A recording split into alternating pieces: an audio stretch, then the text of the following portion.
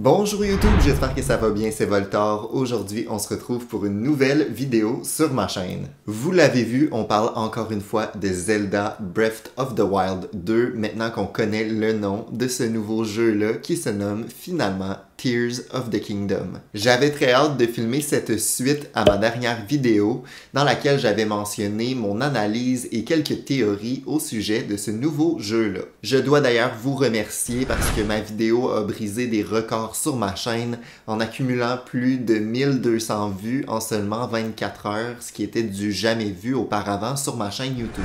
Tout ça c'est grâce à vous, mais également à toutes les personnes qui sont motivées pour la sortie de ce nouveau jeu-là, donc je dois que vous remercier pour l'accueil de ma dernière vidéo. Je dois avouer que ça m'a grandement motivé à refaire des vidéos au sujet de quelques théories que j'avais en tête concernant Zelda Tears of the Kingdom. Donc, sans plus tarder, je vous parle d'une théorie qui me semble assez particulière, mais plutôt intéressante et plausible au final. Donc, on regarde ça ensemble dès maintenant.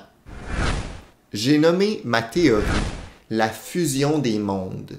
Rapidement comme ça doit rien vous dire pantoute, mais c'est correct. Inquiétez-vous pas, je vais tout vous expliquer dans cette vidéo. Vous me direz d'ailleurs si vous trouvez que cette théorie fait du sens ou si vous pensez que je suis complètement dans le champ.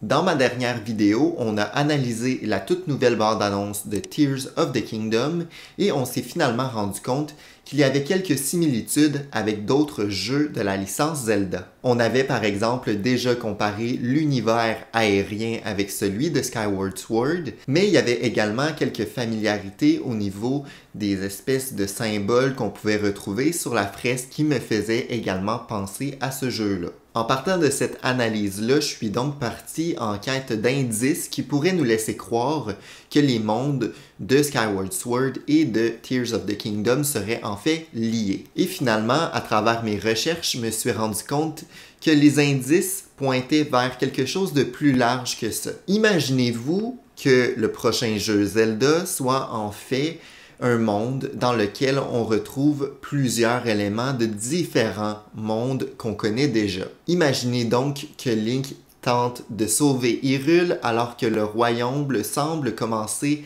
à se détruire à cause d'un événement qui rassemble certains lieux, certains bâtiments, certains éléments de d'autres jeux Zelda. On pourrait donc se dire que Hyrule est en train de se transformer alors que plusieurs époques se mélangent pour finalement former Tears of the Kingdom. Je crois que cette théorie ferait du sens. Je crois que Hyrule pourrait en fait succomber à une sorte de bris temporel, ce qui mélangerait plusieurs époques et plusieurs lieux des jeux Zelda qu'on a connus. Notre héros Link devrait essayer de sauver son royaume alors que l'espèce de bris temporel continue de modifier la map d'Hyrule. Plusieurs éléments me pointent en direction de cette théorie et je vous explique maintenant pourquoi je crois qu'elle semble plausible.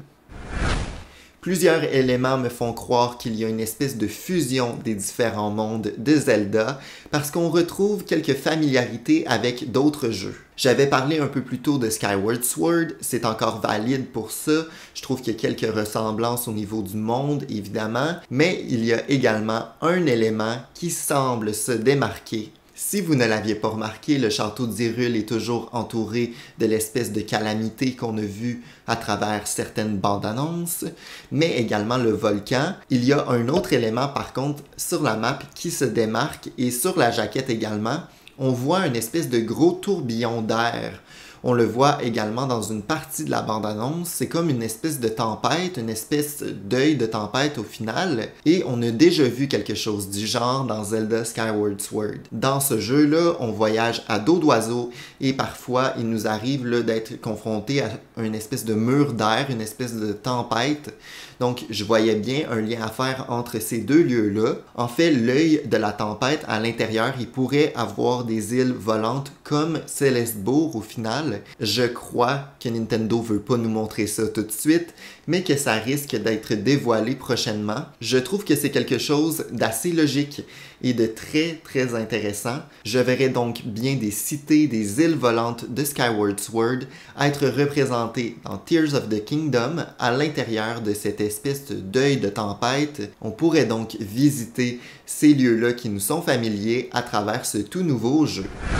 Par contre, Skyward Sword ne semble pas être le seul jeu représenté à travers ce tout nouveau Tears of the Kingdom. Je crois qu'il y a également quelques liens à faire avec le monde de Twilight Princess. En effet, l'espèce de créature qui est représentée sur la fresque me fait beaucoup penser au masque qu'on peut voir à travers le jeu Twilight Princess. Mais c'est pas la seule chose qui me semble familier, il y a également les structures qu'on peut voir sur les espèces d'îles volantes à travers la bande-annonce. Je crois qu'il y a beaucoup d'éléments qui me font penser au monde du crépuscule dans l'architecture de certains bâtiments, de certains monuments qu'on peut voir, mais également sur le logo du jeu, on peut voir l'épée qui semble se modifier à travers certaines époques, peut-être, et la dernière section de l'épée sur le logo semble représenter au final une structure assez familière à Twilight Princess. On voit également que le monde semble un peu plus futuriste.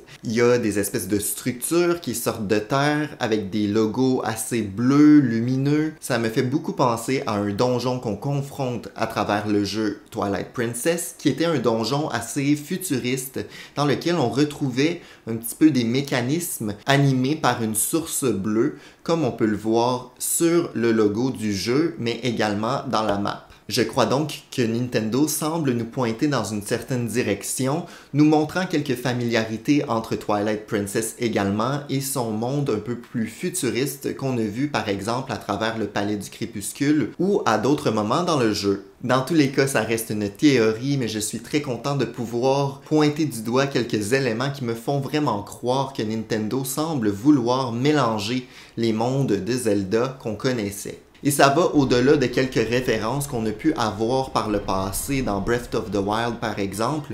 Là, ça semble être mis en évidence. Donc, pourquoi on n'aurait pas le droit finalement à ce mélange des mondes de Twilight Princess, Skyward Sword et Breath of the Wild?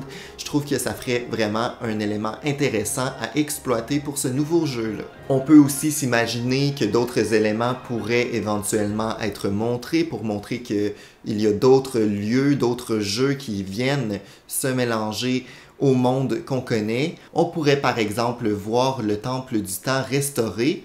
On l'a vu dans Breath of the Wild que le Temple du Temps était en ruine. Mais pourquoi il n'y aurait pas, par exemple, l'apparition d'un lien avec Ocarina of Time et l'arrivée du Temple du Temps à la manière des autres éléments qui semblent s'imbriquer dans le Hyrule de Breath of the Wild? Ça pourrait justifier le voyage dans le temps de Link et pourquoi il semble si différent. C'est que finalement, il aurait voyagé dans le temps à la manière du Link d'Ocarina of Time en utilisant les pouvoirs du Temple du Temps. Un autre élément semble lier Tears of the Kingdom avec Ocarina of Time. Celui-ci est le lien avec les sages parce que apparemment sur la fresque, il y aurait 7 symboles autour de la silhouette, ce qui pourrait en quelque sorte représenter les 7 sages qu'on a vus à travers plusieurs jeux, dont Ocarina of Time.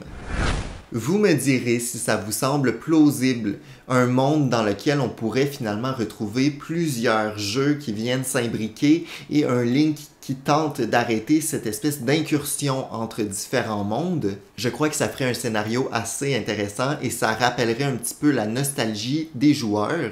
Par contre, je crois que c'est un sujet particulier sur lequel Nintendo doit faire attention parce que si les joueurs trouvent que finalement Tears of the Kingdom n'est qu'un amas de différents jeux, je crois que le jeu pourrait éventuellement perdre un peu son identité propre à lui. Il faut que le jeu, oui, ait par exemple des rappels de lieux qu'on connaît, tout en restant dans la lignée de Breath of the Wild et dans son originalité également.